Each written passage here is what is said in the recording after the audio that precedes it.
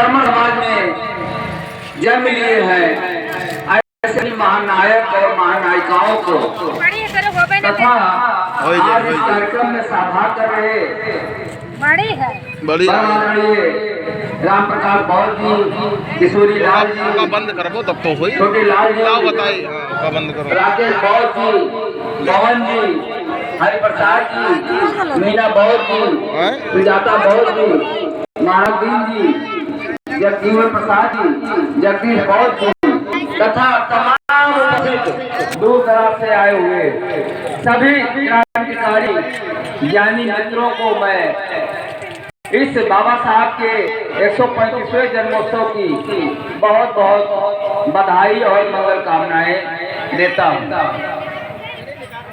साथियों, बाबा साहब के बारे में कहा गया है कि कुछ लोग थे जो वक्त के सांचे में ढल गए, कुछ लोग थे जो वक्त के सांचे में ढल गए और कुछ लोग थे जो वक्त के सांचे बदल गए।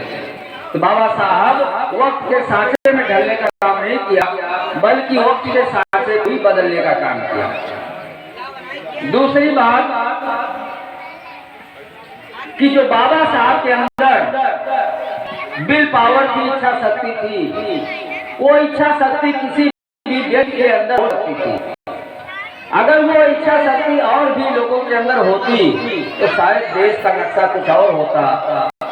इसलिए कहा है कि तुमने चाहा नहीं, हालात बदल सकते थे। तुमने चाहा नहीं, हालात बदल सकते थे। गरीब के आंसू आंखों से निकल सकते थे, गरीब के आंसू तेरी आंखों से निकल सकते थे। तुम तो ठहरे झील के पानी की तरह, तुम तो ठहरे झील के पानी की तरह। दरिया होते तो दूर रह सकते थे, दूर कर सकते थे। हजारों इंसानों को गुलाम बनाकर बादशाह बहुत से लोग बने, लेकिन लाखों गुलामों को इंसान बनाने वाले केवल बाबा साहब थे कि जिन्होंने गुलामों को बादशाह बनाने का काम किया। तो साथियों, सबसे महत्वपूर्ण बात यह है कि हम जयंती किसकी और क्यों मनाते हैं। बहुत लोग पैदा हुए, हम सभी जयंती नहीं मनाते हैं, लेकिन बाबा साहब की जयंती, क्योंकि बाबा साहब के कुछ ही उम्र में छोटे थे बाबू जगजीवन राम और वो प्रधानमंत्री थे, लेकिन न भारत में दुनिया के किसी देश में उनकी जयंती मनाई जाती है। उनकी गिनती महापुरुषों में भी नहीं होती है। आज 135 वर्ष हो गया बाबा साहब को पैदा हुआ, 135 वर्षों बाद भी हमारे बीच में नहीं है, लेकिन उनके विचार आज भी जीवित हैं। बाबा साहब जब रहे थे तो कोलंबिया विश्वविद्यालय के पुस्तकालय में एक कोटेशन लिखा था कि महापुरुष पैदा होते हैं कभी मरते नहीं। महापुरुष पैदा होते हैं कभी मरते नहीं हैं। तो बाबा साहब ने नीचे वाली लाइन काट दिया था।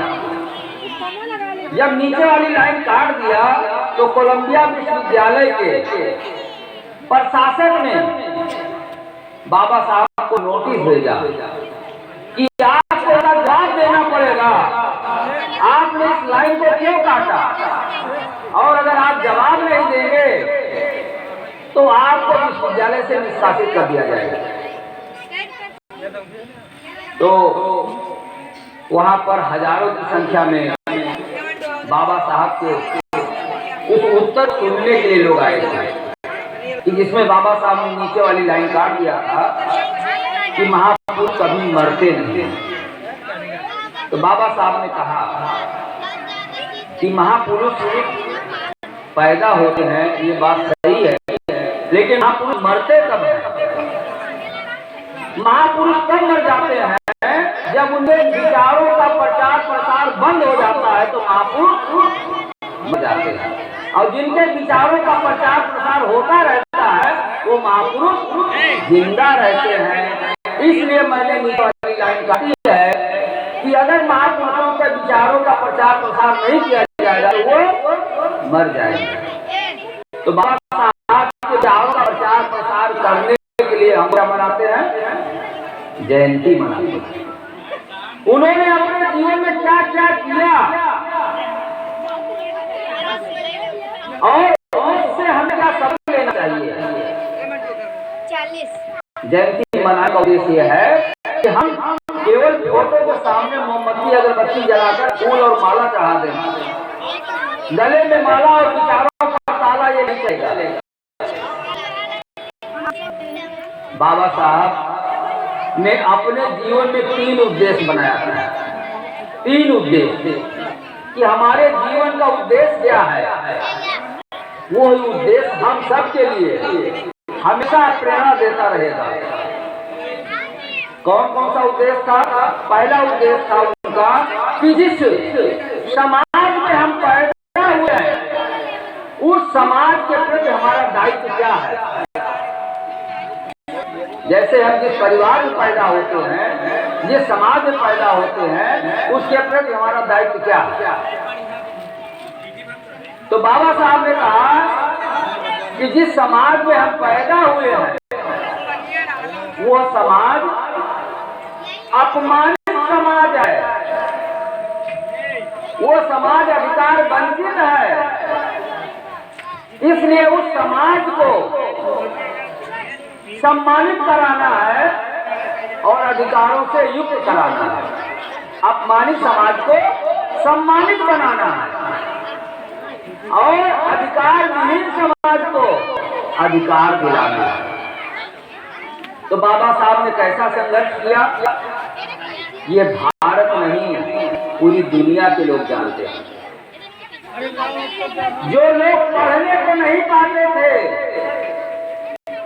आप सब लोग जानते हैं। जो मैं बातें बता रहा हूँ वो नई बातें नहीं है, लेकिन वो आप सब लोग जानते हैं। जो लोग पढ़ने को नहीं पाते थे, जिनका एडमिशन स्कूल में नहीं होता था, आज उस समाज के लोग पढ़ाने का काम कर रहे हैं। किसकी देन है? बाबा साहब। जो लोग न्याय की भीख मांगते थे, न्याय नहीं पाते थे, आज वो न्यायाधीश बन रहे हैं, न्याय देने का काम कर रहे हैं। जो लोग गुलामी करते थे, जी हुजूरी करते थे, आज वो विधायक, प्रधान, मुख्यमंत्री बने हुए हैं। जो लोग हवाई चप्पल पहनने को नहीं पाते थे वे लोग हवाई जहाज में सफर कर रहे हैं। किसी दिन बाबा साहब, अरे वो सफेद कपड़ा पहनकर हम लोग घूमते हैं, 4 व्हीलर में घूमते हैं, ऐसी गाड़ियों में घूमते हैं, पूरी दुनिया का सफर करता हूँ। ये किसकी देन है? ये बाबा साहब। बाबा साहब ना होते तो कहाँ होते? वो थे इसलिए हम हैं। वो ना होते तो हम भी नहीं होते। ये बाबा साहब ने अपने समाज के कर्ज को उतारने का काम किया। पे बैक टू सोसाइटी, जिस समाज में पैदा हुए हैं उस समाज के प्रति आपका दायित्व क्या है। हम आप उस समाज के कर्जदार हैं। हर एक कर्जदार को कर्जा उतारना चाहिए कि नहीं उतारना चाहिए। हम लोग अगर यहाँ आए हैं या पूरे देश में बाबा साहब की जयंती में आ रहे हैं, जा रहे हैं, तो समाज के साथ ऐसा नहीं कर रहे हैं, बल्कि समाज के कर्ज को उतारने का काम कर रहे हैं। हम आप सबके कर्जदार हैं, ऋणी हैं, और बाबा साहब के विचारों का प्रचार करके उस कर्ज से मुक्त होने का प्रयास।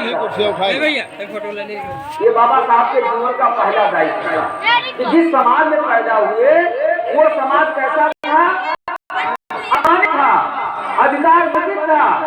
उस समाज को बाबा साहब ने सम्मानित करने का काम किया, उस समाज को बाबा साहब ने अधिकार बनाने देने का काम किया। उस समाज से पीएम और सीएम, उस समाज से डीएम बनाने का काम किसने किया? बाबा साहब। आप जानते हो कि यदि सुप्रीम कोर्ट ने किसी व्यक्ति को फांसी की सजा दे दी है, तो फांसी की सजा से